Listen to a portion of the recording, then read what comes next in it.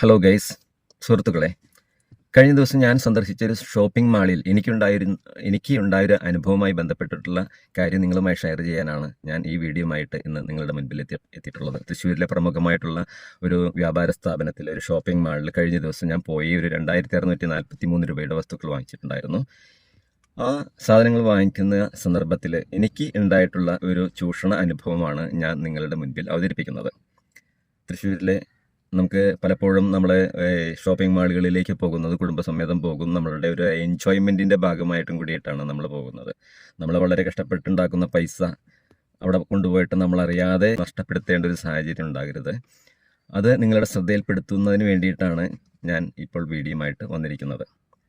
ഞാൻ ഷോപ്പിംഗ് മാളിലേക്ക് പോയി അവിടെ നിന്ന് കുറച്ച് സാധനങ്ങൾ വാങ്ങിച്ചു. ബില്ലടിക്കാൻ നേരത്ത് ഞാൻ അവിടെ കണ്ടൊരു ഓഫർ, ആ ഓഫർ നമ്മൾ ഒരു സ്വാഭാവികമായിട്ട് ആ ഓഫർ അവിടെ പ്രദർശിപ്പിക്കും. അതിൻ്റെ പ്രിൻറ്റഡ് വിലയിൽ നിന്ന് വളരെ വ്യത്യസ്തമായിട്ടുള്ളൊരു ആകർഷകമായിട്ടുള്ളൊരു ഓഫറുകളായിരിക്കും അവർ തരുന്നത്.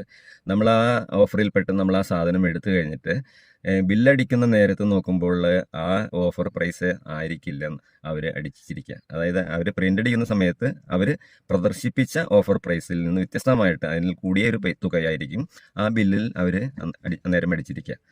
അത് പലപ്പോഴും നമ്മൾ ശ്രദ്ധിക്കാറില്ല. നമ്മളെ ഈ തിരക്കിനിടയിൽ ഇങ്ങനെ കുടുംബസമേതം വന്ന് ഇത്രയും സൂക്ഷ്മമായിട്ട് അവരുടെ വിശ്വാസ്യതയിലാണ് നമ്മളവിടെ പോകുന്നത്. വലിയ ആളുകളാണ്, അത്രയും ചൂഷണങ്ങളൊന്നും അവിടെ നടക്കില്ല, നമ്മളെ പറ്റിച്ചിട്ട് അവർക്ക് എന്ത് നേട്ടമാണ് ഉണ്ടാക്കാനുള്ളതെന്നൊക്കെ നമ്മൾ വിചാരിക്കും പലപ്പോഴും.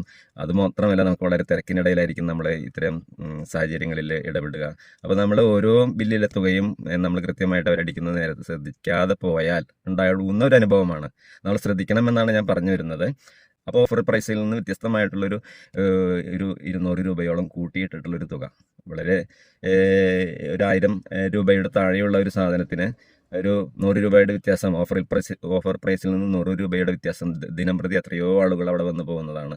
നമ്മൾ ശ്രദ്ധിച്ചുകൊണ്ട് നമ്മുടെ മനസ്സിലത് ശ്രദ്ധിച്ചുകൊണ്ട് മാത്രം നമുക്ക് അത് എന്താ സംഗതി എന്ന് മനസ്സിലായി. അപ്പോൾ തന്നെ ഞാനത് ഇതിങ്ങനെ അവരുടെ ശ്രദ്ധയിൽപ്പെടുത്തി.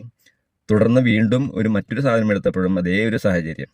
വീട്ടിലെത്തി വീണ്ടും നോക്കുമ്പോൾ 2 നോട്ട്ബുക്കിൻ്റെ പ്രൈസും വ്യത്യസ്തമായിട്ടുള്ള തുകയാണ് അവർ രേഖപ്പെടുത്തിയിരിക്കുന്നത്. സുഹൃത്തുക്കളെ, അപ്പം ഞാൻ പറഞ്ഞു വന്നത്, നമ്മൾ കഷ്ടപ്പെട്ട് ഒരു പണമുള്ളവന് ഈ സംബന്ധിച്ചൊന്നും ഒരു ചെറിയ പൈസ അല്ലെങ്കിൽ ഇത്രയും തുക അവരിൽ നിന്ന് പോകുന്നത് ചിലപ്പോൾ ഒരു ബുദ്ധിമുട്ടായിട്ട് അവർക്ക് തോന്നില്ല. പക്ഷേ വളരെ കഷ്ടപ്പെട്ട ഒരു എൻജോയ്മെൻറ്റിൻ്റെ ഭാഗം കൂടിയായിട്ട് നമ്മൾ പലപ്പോഴൊരിക്കൽ പോയിട്ട് കുറച്ച് സാധനങ്ങൾ വാങ്ങിച്ചുകൊണ്ട് വരുമ്പോൾ നമ്മളിൽ നിന്ന് ഇത്തരം ചൂഷണങ്ങൾ, നമ്മളറിയാതെ ചൂഷണം ചെയ്യപ്പെടുന്നൊരു സാഹചര്യം ഉണ്ടാകരുത്. അതുകൊണ്ട് വളരെ ശ്രദ്ധയോട് കൂടിയിട്ട് നമ്മൾ ഈ സാഹചര്യങ്ങൾ കൈകാര്യം ചെയ്യണമെന്ന് ഞാൻ അഭ്യർത്ഥിക്കുകയാണ്.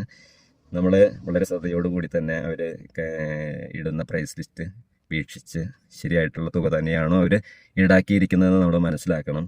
അപ്പം അത്തരത്തിൽ നമ്മളുടെ പൈസ നമ്മൾ നഷ്ടപ്പെടുത്താതെ നമ്മൾ നോക്കേണ്ടത് നമ്മളുടെ ഉത്തരവാദിത്തമാണ്. നമ്മൾ കഷ്ടപ്പെട്ട് സമ്പാദിക്കുന്ന പൈസ അവർക്ക് കൊണ്ടു കൊടുക്കേണ്ട ഒരു കാര്യമില്ലല്ലോ. അപ്പോൾ ഈ ഒരു കാര്യം പ്രത്യേകം ശ്രദ്ധിക്കണമെന്ന് ഉണർത്തുകയാണ്. ഈ വീഡിയോ നിങ്ങൾക്ക് ഇഷ്ടപ്പെടുകയാണെങ്കിൽ ഈ സബ്സ്ക്രൈബ് ചെയ്യണം, അത് ഷെയർ ചെയ്യണം. നിങ്ങളുടെ വിലയേറിയ നിർദ്ദേശങ്ങൾ ഈ ചാനൽ മുഖേന എനിക്ക് അറിയിക്കണമെന്ന് താല്പര്യപ്പെടുന്നു. നന്ദി, നമസ്കാരം.